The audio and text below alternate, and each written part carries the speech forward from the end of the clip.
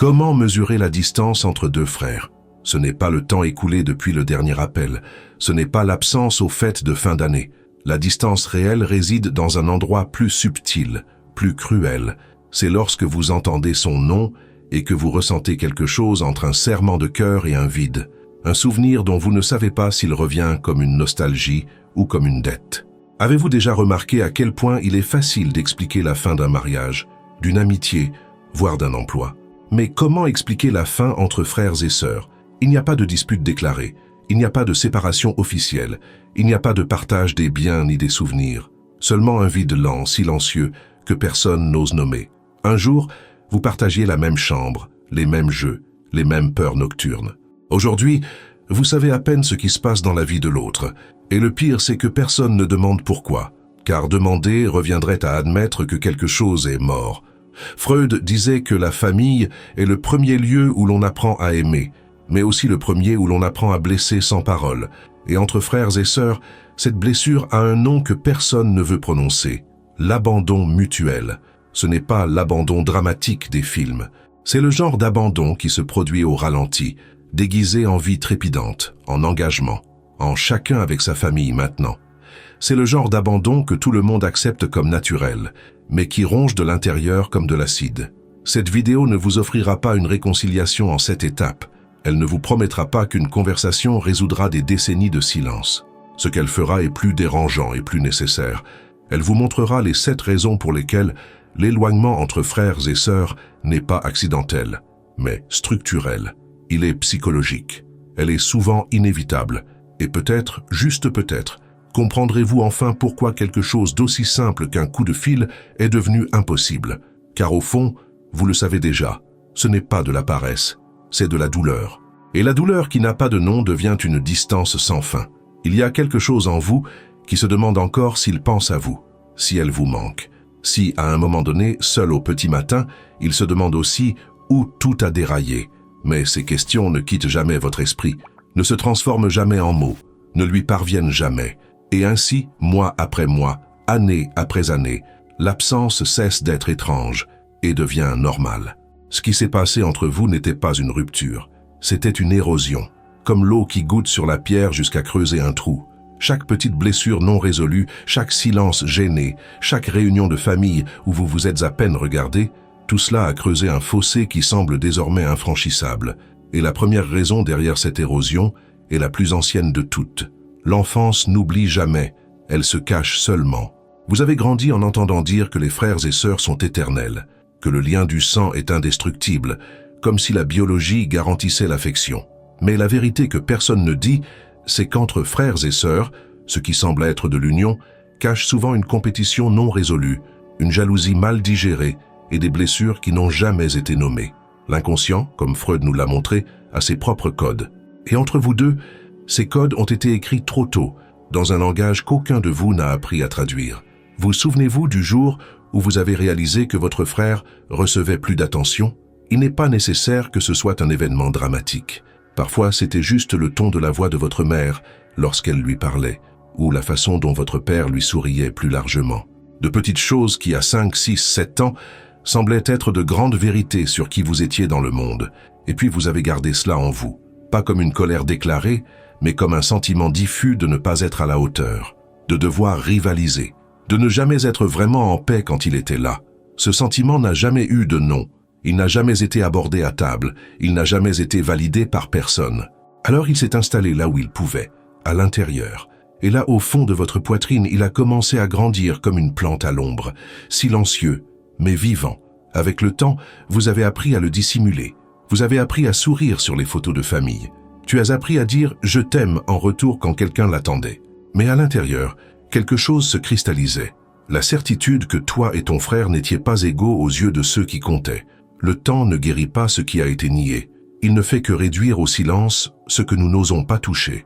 Et le silence, au fil des ans, devient un langage froid, un pacte invisible de distanciation émotionnelle. Quand on ne parle pas de ce qui fait mal, la mémoire transforme tout en une douleur silencieuse. Vous vous souvenez de son visage, mais vous ne vous souvenez pas de la dernière fois où vous vous êtes vraiment regardé. Et peut-être que vous ne voulez même pas vous en souvenir, car vous souvenir reviendrait à admettre qu'il fut un temps où vous étiez proches, et cela fait plus mal que d'accepter que vous avez toujours été distant. Freud croyait que toute affection intense porte une ombre, et entre frères et sœurs, cette ombre apparaît souvent tôt.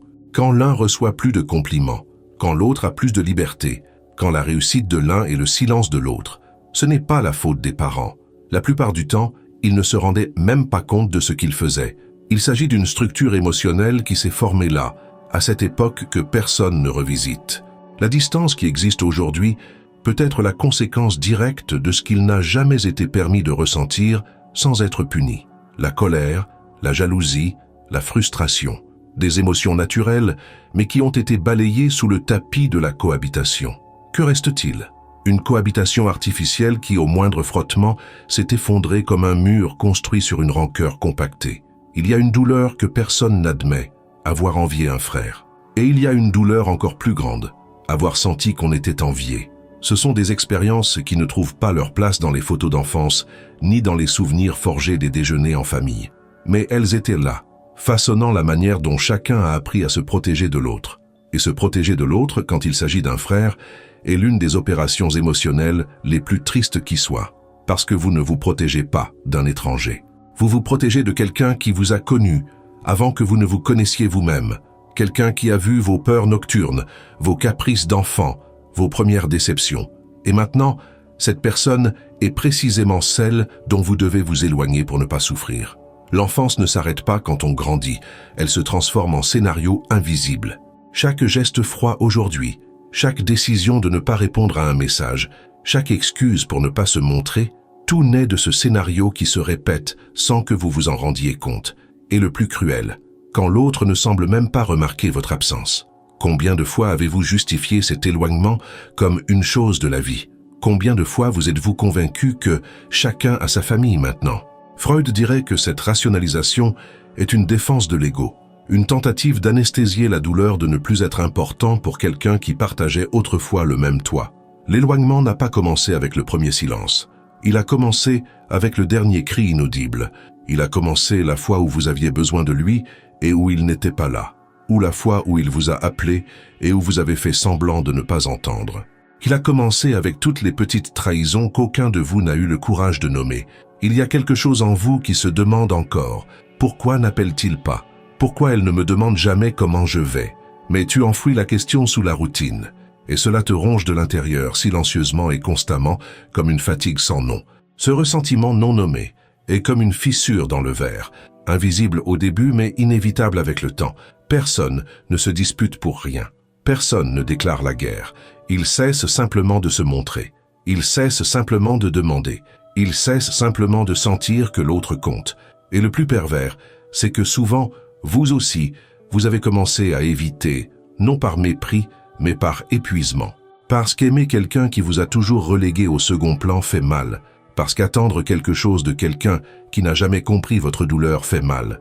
Et parce qu'à un moment donné de votre vie, vous avez décidé que vous préfériez la solitude honnête à la compagnie feinte.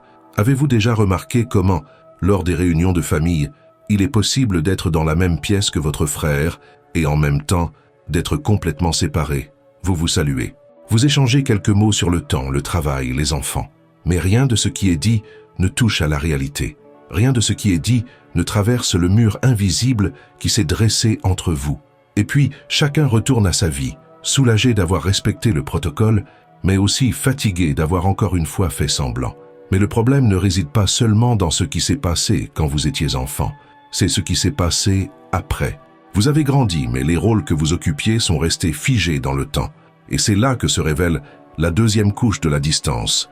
Vous n'êtes pas seulement éloigné de votre frère, vous êtes éloigné d'une version de lui qui n'existe peut-être même plus. Et lui, de la même manière, continue de vous voir à travers un masque que vous avez retiré depuis longtemps. Dès leur plus jeune âge, chaque frère s'est vu attribuer un rôle. Le responsable, le rebelle, le faible, l'intelligent, le difficile, le drôle. Ces étiquettes semblent inoffensives, presque affectueuses, mais elles sont des cages émotionnelles.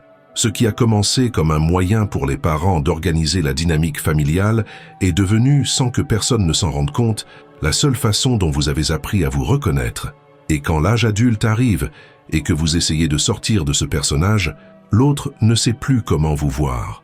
C'est comme si vous aviez signé un contrat émotionnel dans votre enfance, un accord invisible sur le rôle que chacun jouerait dans l'histoire de l'autre. Et maintenant que vous avez changé, que vous avez grandi, que vous vous êtes transformé, il a l'impression que vous avez rompu le pacte, non pas parce qu'il est cruel, mais parce qu'au fond, son identité reposait également sur cette version de vous-même. Si vous étiez le faible, il pouvait être le fort. Si vous étiez le problème, il pouvait être le gentil. Enlever le masque ne libère pas seulement vous, cela déstabilise également son scénario. Et voici le problème. Personne ne vous y a préparé. Personne ne vous a dit que grandir signifierait perdre le droit de changer aux yeux de votre frère. Vous pensiez que ce serait naturel, qu'il verrait vos efforts, vos réalisations, vos changements, et qu'il serait fier de vous. Mais ce n'est pas ce qui s'est passé. Ce qui s'est passé, c'est une certaine étrangeté, une résistance subtile, un ton de voix différent lorsque vous parlez de votre vie, comme s'il disait « sans mots, tu n'es plus celui que je connais ». Et cela me dérange. Freud disait que l'ego se structure à partir du regard de l'autre. Et qui façonne davantage ce regard qu'un frère? Quand il ne voit en vous que celui qui n'a jamais réussi, celui qui a toujours été le problème, celui qui n'a jamais compris la famille, vous commencez à détester ce miroir. Même si aujourd'hui vous avez changé, même si vous vous êtes construit une vie, même si vous avez trouvé la paix, le regard de votre frère continue de vous retenir au passé. Et être proche de quelqu'un qui n'a pas actualisé l'image qu'il a de vous, c'est revivre chaque jour une version qui n'existe plus, mais qui fait encore mal. C'est pourquoi l'éloignement semble souvent être une libération, parce que loin de lui, vous pouvez enfin être celui que vous êtes devenu. Près de lui, vous redevenez celui que vous étiez. Et ce n'est pas de la nostalgie, c'est de l'emprisonnement. Vous essayez parfois. Vous essayez de retrouver le lien derrière les personnalités. Vous essayez de vous souvenir de l'affection qui se cachait entre les lignes, dans les anciennes plaisanteries, dans les petits gestes de complicité, mais quelque chose vous en empêche. C'est comme si chaque conversation glissait vers les anciens rôles. L'un devient critique, l'autre défensif.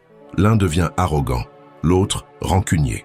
Et ainsi, au lieu d'évoluer ensemble, vous vous figez l'un l'autre dans le temps. Le temps passe à l'extérieur, les rides apparaissent, les cheveux blanchissent, les vies se construisent et se défont. Mais au sein de la relation fraternelle, tout semble s'arrêter. Vous restez prisonnier d'une dynamique vieille de plusieurs décennies, incarnant des personnages dont vous ne vous souvenez même plus avoir choisi. Il y a quelque chose de profondément épuisant à être proche de quelqu'un qui ne vous voit que pour ce que vous étiez. Chacun de vos gestes est interprété à travers un filtre ancien, poussiéreux, qui ne correspond plus à la réalité. Vous avez peut-être surmonté des traumatismes, construit une carrière, trouvé un équilibre émotionnel, mais pour lui, vous êtes toujours ce garçon peu sûr de lui, cette fille qui avait toujours besoin d'approbation. Et peu importe le nombre de fois où vous essayez de montrer qui vous êtes maintenant, son regard ne change pas, parce que changer son regard sur vous signifierait pour lui admettre que le temps a passé, que vous n'êtes plus des enfants, que la dynamique familiale qu'il connaissait n'existe plus. Et cela fait peur. Peut-être es-tu fatigué d'essayer de montrer qui tu es devenu, peut-être lui aussi. Et au fond, cette séparation n'a pas été décidée lors d'une conversation. C'était simplement la seule façon de respirer sans le poids de continuer à jouer un rôle qui ne te correspond plus. Lorsque le lien ne se réinvente pas, il se rompt, et non pas parce que l'amour a disparu, mais parce que l'amour est resté prisonnier d'une ancienne version de vous deux. Dans ce cas, s'éloigner est le seul moyen que l'inconscient a trouvé pour survivre émotionnellement. Le plus triste, c'est que quelque part, cachés derrière les masques et les rôles, vous existez toujours tous les deux, les vrais frères. Mais ces frères ne se sont jamais vraiment rencontrés, parce que pour cela, il faudrait du courage. Le courage de dire « je ne suis plus cette personne et toi non plus ». Le courage de repartir de zéro, sans le poids de l'histoire, sans l'emprise des étiquettes. Mais cette conversation n'a jamais lieu. Et ainsi, vous restez éloignés, chacun portant la version fantomatique de l'autre. Mais il y a quelque chose d'encore plus douloureux que d'être prisonnier d'un ancien rôle. C'est de réaliser que, lorsque vous avez enfin réussi à vous en libérer, lorsque vous avez construit une vie différente, lorsque vous avez choisi une voie qui ne figurait pas dans le scénario familial, votre frère n'a pas célébré cela. Il s'est éloigné. Parce que votre liberté lui semblait être une trahison. Freud comprenait que les différences entre frères et sœurs peuvent devenir intolérables lorsque l'un d'eux semble représenter une issue, une liberté que l'autre n'a jamais pu atteindre. Il ne s'agit pas de politique, il ne s'agit pas de religion, il ne s'agit pas de vivre dans des villes différentes ou d'avoir des modes de vie opposés. Il s'agit de quelque chose de plus profond et de plus douloureux. Il s'agit de sentir que l'autre méprise, même en silence, le monde que vous avez partagé. Et plus encore, de sentir qu'il ou elle vous regarde maintenant de haut, comme s'il ou elle avait échappé à quelque chose que vous portez encore en vous. Avez-vous déjà ressenti cela? Ce malaise lorsque vous partagez une réussite avec votre frère et que vous percevez dans le ton de sa voix une froideur qui ne devrait pas être là. Ou peut-être êtes-vous celui qui s'est éloigné et vous ressentez cette accusation silencieuse chaque fois que vous vous retrouvez, comme s'il disait sans mots « Tu te crois meilleur que nous maintenant ?» ou pire « Tu as oublié d'où tu viens ?» La vérité, c'est que lorsqu'un frère change radicalement de vie, lorsqu'il quitte la ville, lorsqu'il accomplit quelque chose que l'autre n'a pas réussi à faire, lorsqu'il adopte des valeurs qui contredisent celles de la famille, cela n'est pas seulement considéré comme un choix personnel, c'est considéré comme un jugement, comme si vous disiez, à travers vos décisions, que ce que vous avez vécu ensemble n'était pas suffisant, que vous avez dû fuir, que vous l'avez laissé derrière vous, et peut-être l'avez-vous vraiment laissé, non par méchanceté mais par nécessité. Peut-être que pour vous, grandir signifiait rompre avec les normes familiales qui vous étouffaient. Peut-être avez-vous dû prendre vos distances pour pouvoir respirer, pour pouvoir devenir qui vous êtes vraiment. Mais pour lui, cela a semblé être un abandon, cela a semblé être un rejet. Cela a semblé comme si vous aviez déclaré que tout ce que vous aviez été ensemble ne valait plus rien. Le problème, c'est que personne n'explique cela.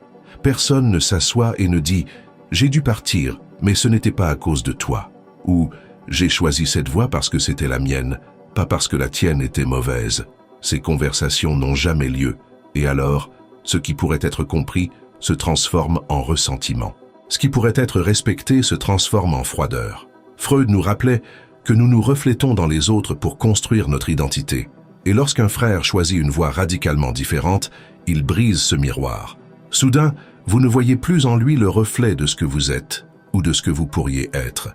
Vous voyez un étranger, quelqu'un dont les choix vous confrontent, vous interpellent, vous dérangent. Et gérer ce malaise exige une maturité émotionnelle que peu d'entre nous possèdent. Il est donc plus facile de prendre ses distances. Il est plus facile de qualifier l'autre d'arrogant, de perdu, de quelqu'un qui a trop changé. Il est plus facile de transformer la différence en défaut que d'admettre que la différence fait mal parce qu'elle vous oblige à remettre en question vos propres choix. Parce que voir votre frère heureux sur une voie que vous n'avez jamais osé emprunter vous oblige à vous demander « Et si j'avais aussi essayé? Et si j'avais aussi eu le courage ?» Et ces questions sont dangereuses. Elles remettent en cause toute la structure que vous avez construite pour justifier vos propres décisions. Parce que peut-être n'avez-vous pas choisi de rester. Peut-être avez-vous simplement eu peur de partir. Et voir votre frère là-bas, de l'autre côté, libre, différent, épanoui, c'est comme regarder la version de vous-même qui n'a pas eu le courage d'exister. Et cela fait mal, d'une manière qu'aucune dispute ouverte ne pourrait faire. Alors vous les enfouissez. Vous enfouissez les questions. Vous enfouissez le malaise. Vous enfouissez la possibilité de reconnaître que son choix n'était pas contre vous. Et avec cela, vous enfouissez le lien. Chaque rencontre devient un malaise silencieux. Chaque appel devient un protocole. Vous ne vous disputez pas, vous ne criez pas, vous disparaissez simplement. Et il disparaît aussi, parce qu'aucun de vous ne sait plus comment être proche de l'autre sans ressentir ce poids invisible. Cette sensation d'être dans des camps opposés d'une guerre que personne n'a déclarée. Dans ce cas, l'éloignement n'est pas dû à un manque d'amour, il est dû à un deuil mal vécu. Le deuil de l'enfance que vous avez perdu ensemble et qui semble maintenant avoir été rejeté par l'un de vous. Tu as l'impression qu'il a trahi la mémoire. Il a l'impression que tu l'as jugé. Et ainsi, sans discussion, sans explication, sans possibilité de s'expliquer, vous construisez un fossé fait de suppositions et de silence. Il y a une cruelle ironie dans tout cela. Tu t'es éloigné pour être libre, mais tu portes son absence comme un fardeau. Il est resté, mais il ressent ton départ comme une blessure qui ne se referme jamais. Et aucun de vous ne peut admettre qu'au fond, vous vous souciez toujours l'un de l'autre, que la colère n'est que la couche supérieure, qu'en dessous, il y a la nostalgie, la tristesse, la douleur d'avoir perdu non seulement un frère, mais un complice, un témoin de votre propre histoire. Et peut-être que le plus triste est de réaliser que vous ne vous êtes pas éloigné parce que vous avez cessé de vous aimer.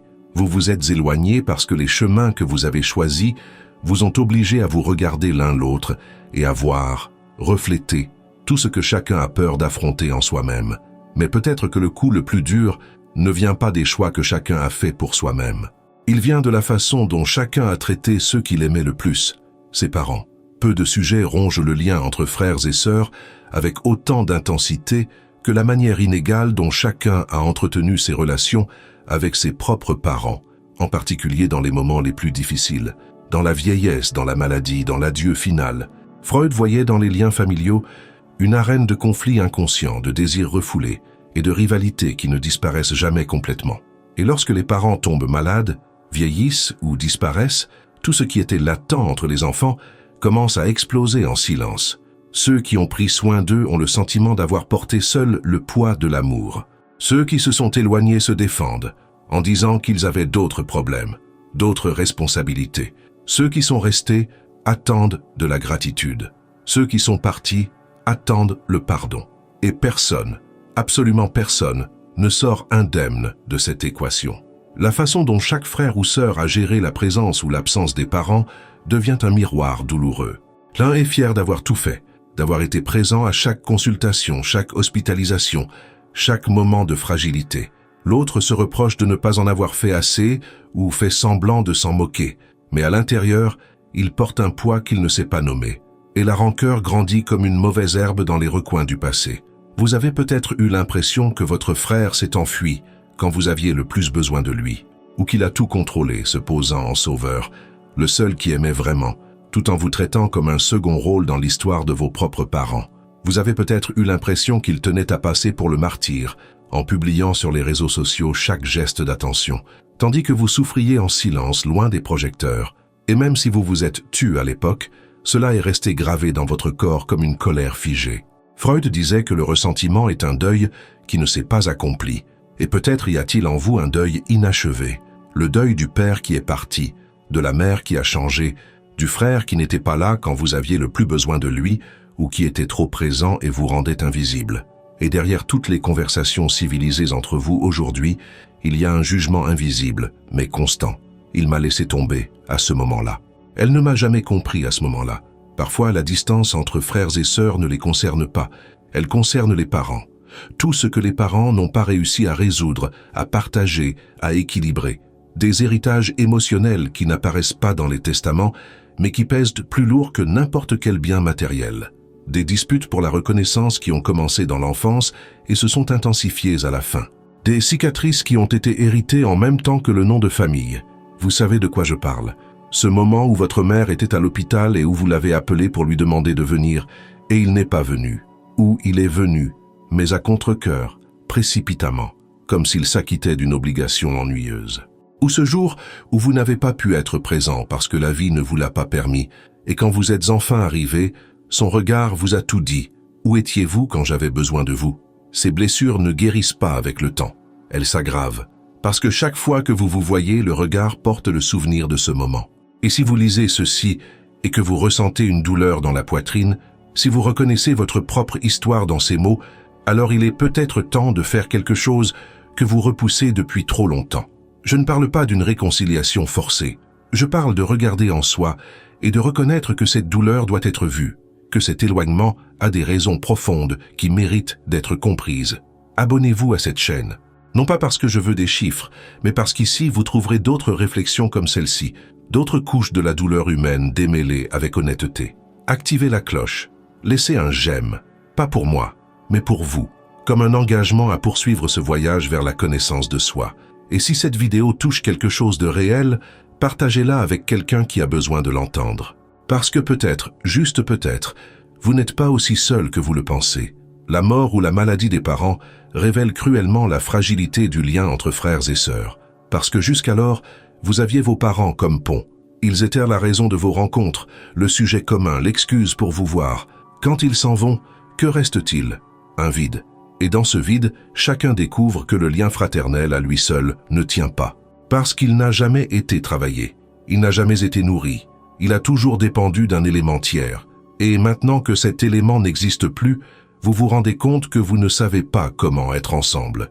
Et ce qui est encore plus douloureux, vous réalisez que vous ne l'avez peut-être jamais su, que la proximité était illusoire, que l'amour était médiatisé par vos parents, Et sans eux, vous n'êtes que deux étrangers avec le même nom de famille et un passé trop douloureux pour être revisité.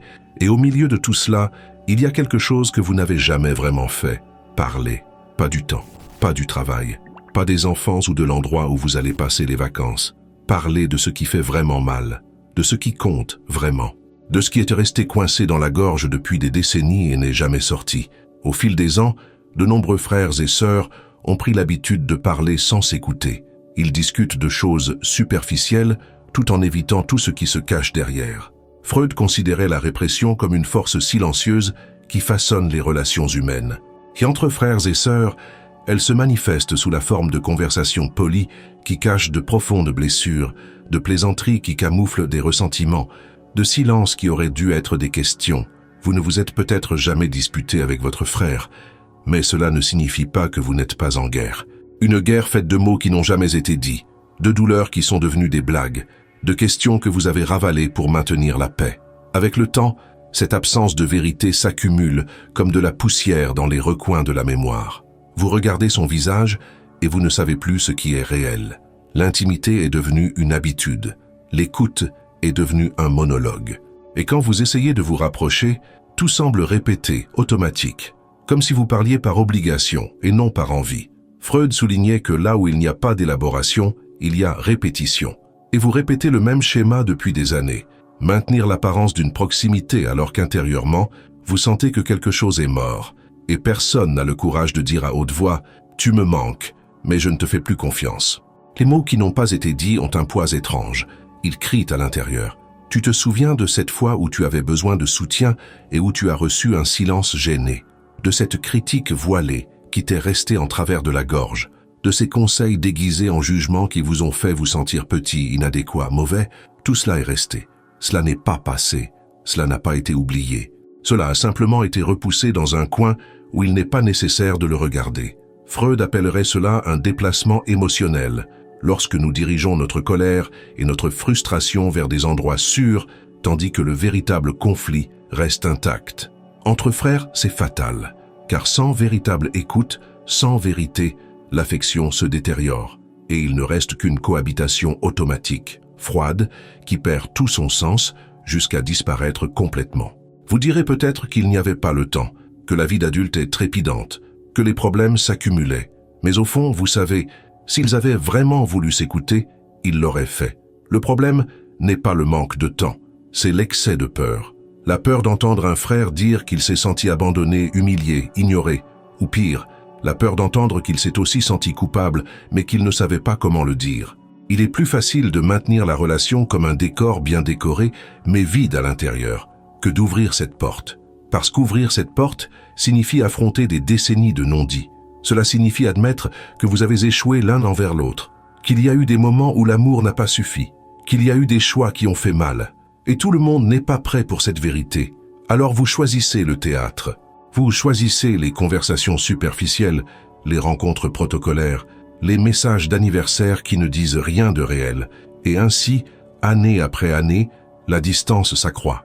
Non pas parce que vous vous êtes disputés, mais parce que vous avez cessé d'essayer de vous rapprocher. Cet éloignement n'est pas un manque de dialogue, c'est un excès de mots qui ne touchent pas. C'est la fatigue de parler à quelqu'un qui ne voit pas votre douleur.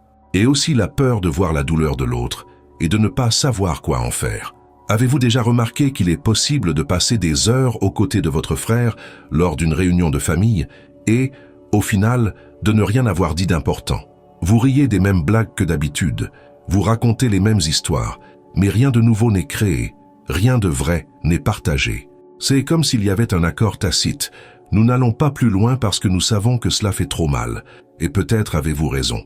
Peut-être que creuser plus profondément fait vraiment mal. Mais ce que vous ne réalisez pas, c'est que rester à la surface fait aussi mal. Seulement c'est une douleur plus lente, plus diffuse, plus difficile à nommer. C'est la douleur de savoir que vous avez un frère, mais que vous n'avez pas de lien avec lui. C'est la douleur de porter un lien qui existe sur le papier, mais pas dans la pratique. C'est la douleur de sentir que vous êtes une famille par obligation et non par choix. Il y a quelque chose de particulièrement étouffant dans le fait de maintenir une relation basée uniquement sur les apparences. Vous savez qu'il ne vous connaît pas vraiment, et vous ne le connaissez pas non plus. Vous connaissez des versions dépassées l'un de l'autre, construites il y a des décennies et jamais mises à jour. Et chaque fois que vous vous rencontrez, vous incarnez ces anciens personnages parce que c'est plus sûr que de prendre le risque de montrer qui vous êtes vraiment aujourd'hui.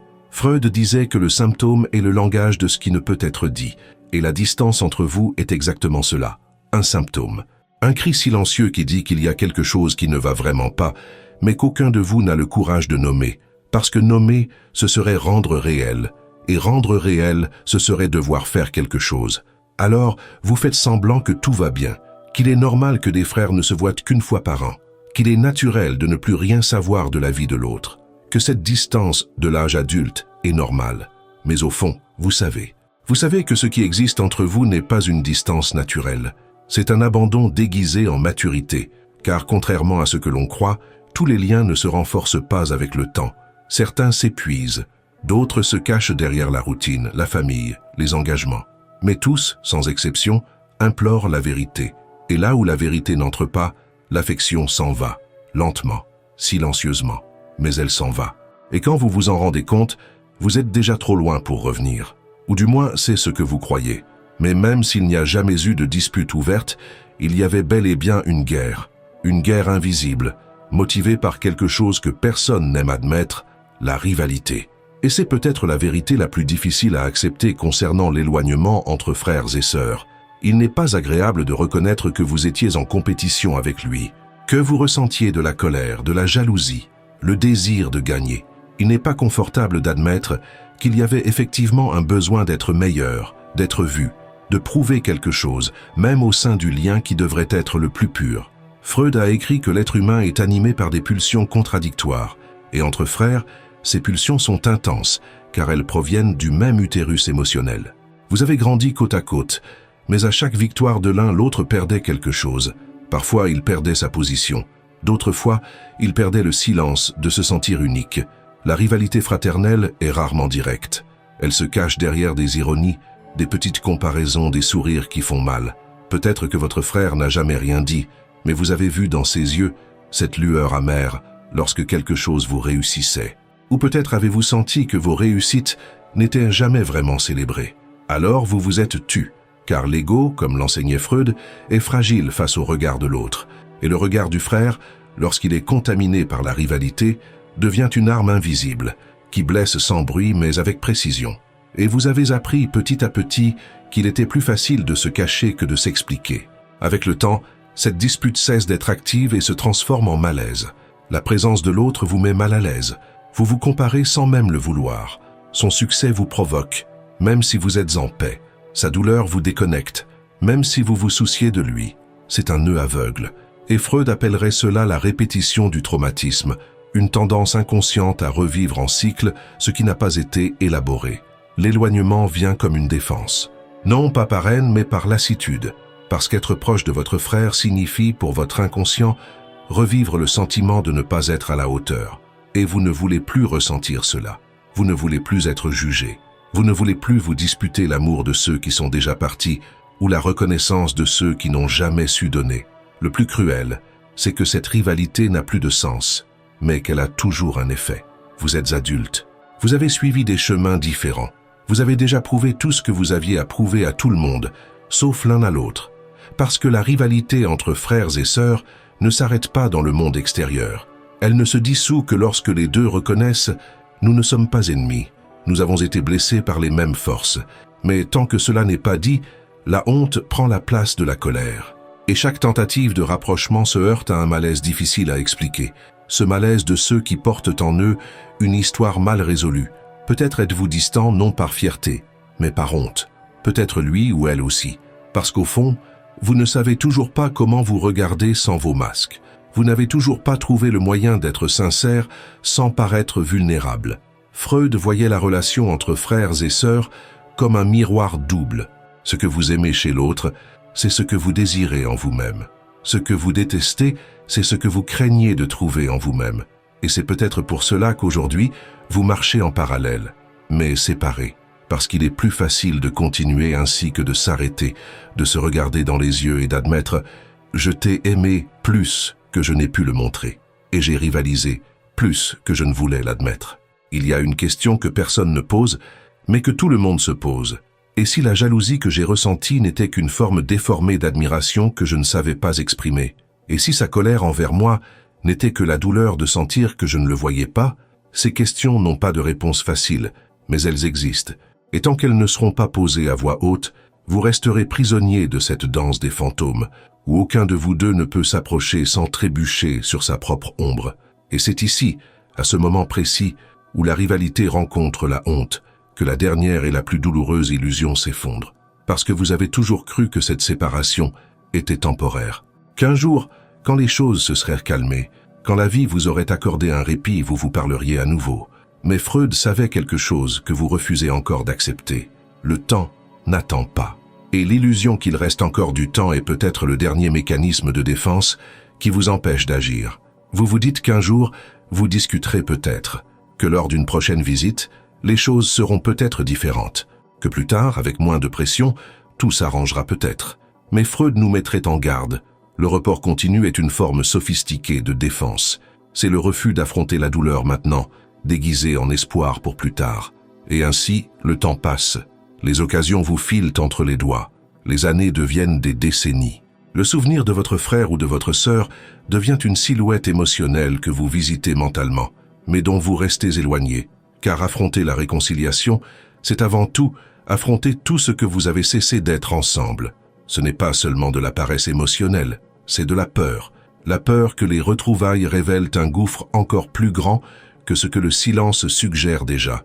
La peur de confirmer que l'autre ne ressent plus rien, ou qu'il ressent trop, ou qu'il est aussi blessé que vous mais sans la force de recommencer. Freud dirait que ce « il est encore temps » est un mécanisme psychique qui protège l'ego de la frustration. Car s'il est encore temps, vous pouvez croire que vous n'avez pas échoué, que vous pouvez encore réparer, que l'amour n'a pas été gaspillé, mais l'inconscient connaît la vérité. Chaque jour sans contact creuse le fossé. Chaque message non envoyé renforce le pacte invisible de l'éloignement. Vous attendez peut-être le moment idéal, un signe, une ambiance, une occasion où tout semble facile, léger, naturel. Mais le lien entre frères et sœurs, lorsqu'il a été rompu, ne redevient pas comme avant. Il ne revient pas spontanément. Il revient par la confrontation, par le courage, par la douleur de parler même avec une voix tremblante. Freud disait que la psychanalyse commence lorsque le sujet se permet de se souvenir, de répéter et enfin d'élaborer. Et entre frères, cette élaboration ne se produit que lorsque quelqu'un brise le cycle, lorsque quelqu'un a le courage de dire « ça fait encore mal ». Mais je suis prêt à comprendre pourquoi. La plus grande illusion de l'éloignement fraternel est celle-ci, penser qu'il se résoudra avec le temps, que le temps apaise, mûrit, guérit. Mais la vérité est que le temps ne fait que cristalliser ce qui n'a pas été traité. La douleur devient une habitude, la distance devient une identité, le silence devient une protection que personne n'ose plus franchir. Et lorsque vous aurez enfin le sentiment d'avoir assez attendu, vous découvrirez peut-être que l'autre a déjà abandonné, ou que vous-même avez déjà oublié le chemin du retour. L'inconscient ne pardonne pas ce qui est ignoré, il le transforme en symptôme. Et ce symptôme s'appelle l'absence, qui ne cesse de nous déranger. Freud nous rappelle que ce que nous évitons devient ce qui nous définit le plus. Et peut-être êtes-vous déjà défini, sans vous en rendre compte, par cette relation inachevée. Le frère ou la sœur qui vit en silence en vous est toujours là, même s'il ou elle n'est plus dans votre vie. Car le lien du sang, lorsqu'il n'est pas vécu, devient un fantôme. Un fantôme qui apparaît lors des anniversaires, dans les rêves, dans des conversations fortuites. Un fantôme qui vous rend visite chaque fois que vous vous demandez en silence, avant de vous endormir, « Et si j'avais essayé? Et s'il attendait encore? Et s'il n'y avait jamais d'autre chance ?» Mais voici ce que Freud nous a également enseigné. La compréhension, même sans réparation, libère. Vous n'avez pas besoin de vous réconcilier pour vous libérer. Vous n'avez pas besoin de son pardon pour vous pardonner à vous-même. Ce dont vous avez besoin, c'est d'arrêter d'attendre que le temps fasse pour vous ce que seul votre courage peut faire. Peut-être ne serez-vous plus jamais proche, peut-être que le lien est rompu de manière irréparable, mais reconnaître cela, regarder cette douleur sans détour, sans justification, sans report, est déjà une forme de guérison. Car ce qui vous retient, ce n'est pas son absence. C'est votre refus d'accepter que cette absence existe. Et si c'est la fin de l'histoire entre vous, que ce soit une fin consciente, pas une fin par omission, par lâcheté, par illusion qu'il y a encore du temps. Une fin où vous regardez en arrière et reconnaissez « Nous étions frères, nous nous sommes fait du mal, et maintenant, chacun suit son chemin, pas par haine, mais parce que l'amour, parfois, ne suffit pas à soutenir ce que la vie a brisé. Ou peut-être, juste peut-être, que cette reconnaissance est justement ce qui permet un nouveau départ, pas comme avant, mais comme cela pourrait être maintenant, sans attente, sans dette, sans l'emprise des anciens rôles, juste deux adultes qui ont été enfants ensemble et qui peut-être ont encore quelque chose à se dire, s'ils en ont le courage, s'ils en ont le temps, s'ils en ont la volonté. Le choix, maintenant, vous appartient.